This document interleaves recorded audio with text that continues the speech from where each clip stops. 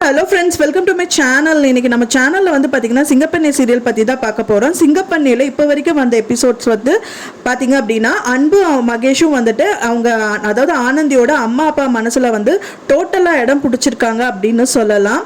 அந்த அவங்க கல்யாணம் பண்ணிக்க போகிற பொண்ணு வந்து கொடுத்து வச்சவங்க அப்படிங்கிற மாதிரி அவங்க வாயிலேருந்தே வருது.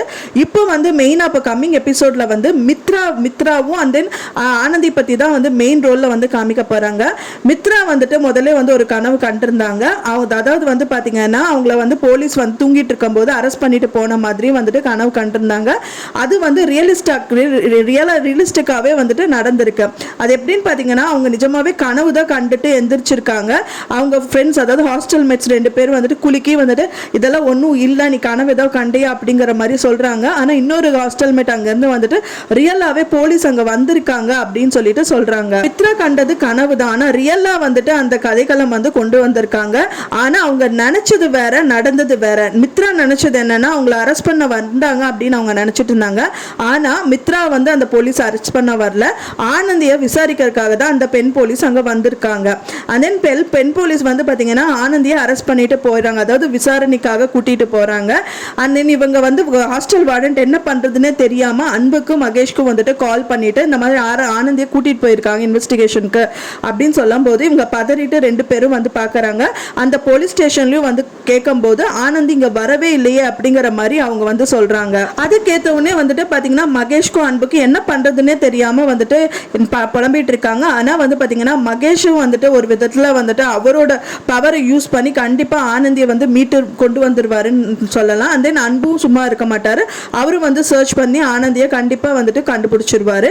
அதே இன்னொரு கட்டத்துல வந்து நந்தா வந்துட்டு அடிச்சு விசாரணை பண்றதுனால மித்ரா பத்தி கூடி விரைவிலேயே வந்துட்டு இவர் உண்மையை வந்து சொல்ல போறாரு. இது வந்து பாத்தீங்க அப்படின்னா கம்மிங் எபிசோட்ல ட்விஸ்ட் மேல ட்விஸ்டா வந்து கொண்டு வந்துட்டு இருக்காங்க. ஆனந்தி முதல்ல வந்து பர்த்டே பார்ட்டியில வந்துட்டு இப்பதான் கொஞ்சம் பரவாயில்ல அப்படின்னு சொல்லிட்டு பழைய நந்தா கதையெல்லாம் மறந்துட்டு பர்த்டே பார்ட்டியை வந்துட்டு அவங்க பேரண்ட்ஸோட செலிப்ரேட் பண்ணாங்க. ஆனா 2வது ட்விஸ்டா வந்து பாத்தீங்கன்னா அவங்க இன்வெஸ்டிகேஷன் சொல்லிட்டு அவங்களை கூட்டிட்டு போயிட்டு ஃபைனலா அவங்க எங்க போனாங்கன்னு தெரியாம வந்துட்டு மிஸ் ஆனது. அந்த நந்தா இன்னொரு பக்கம் வந்து பாத்தீங்கன்னா நந்தா அண்ட் மித்ரா கதை வந்துட்டு எப்படி இருக்கும், நந்தா கண்டிப்பா ஃபைனலா மித்ராவை பத்தி காமிச்சு கொடுத்துருவாரா அப்படிங்கிற மாதிரி கதைக்கெல்லாம் போயிட்டு இருக்கு.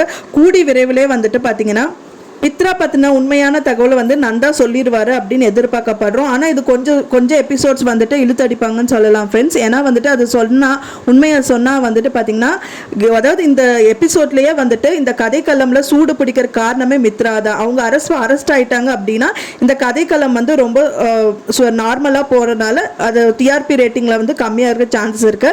அதனால கண்டிப்பா மித்ரா வந்து இப்போ அரெஸ்ட் பண்ணுவாங்க அப்படிங்கிறது டவுட் தான். வந்து பாத்தீங்கன்னா பர்த்டே பார்ட்டியை முடிச்சுட்டு அவங்க பேரண்ட்ஸ் வந்துட்டு ரொம்ப சந்தோஷமா அவங்கள வந்துட்டு எல்லாரையும் வந்து ரொம்ப எங்க பொண்ணு சேஃபா இருக்காங்கன்னு சொல்லிட்டு அவங்க ஹாஸ்டல் வார்டன்ல இருந்து அன்பு மகேஷ்ல இருந்து அவங்க ஹாஸ்டல் மெட்ஸ்ல இருந்து எல்லாருமே வந்துட்டு புகழ்ந்துட்டு போனாங்க. அது வந்து தவிடுபடி ஆற மாதிரி வந்துட்டு இன்சிடென்ட்ஸ் வந்து இப்போ நடந்துட்டு இருக்கு. வாங்க பார்க்கலாம் ஃப்ரெண்ட்ஸ், இது எந்த மாதிரி கதைக்காலத்துல போகும் அப்படின்னு சொல்லிட்டு நீங்க என்ன மாதிரி கதைக்காலம் இருந்தா நல்லா இருக்கும் அப்படிங்கறது எனக்கு மறக்காம கமெண்ட்ல ஷேர் பண்ணுங்க. சீரியல் அப்டேட்ஸுக்காக என்னோட சேனலை மறக்காம லைக் பண்ணுங்க, ஷேர் பண்ணுங்க, சப்ஸ்கிரைப் பண்ணுங்க. மேலும் இன்னொரு சீரியல் அப்டேட்ஸ்க்கு நான் உங்களை நெக்ஸ்ட் வீடியோல மீட் பண்றேன். தேங்க்ஸ் ஃபார் வாட்சிங்.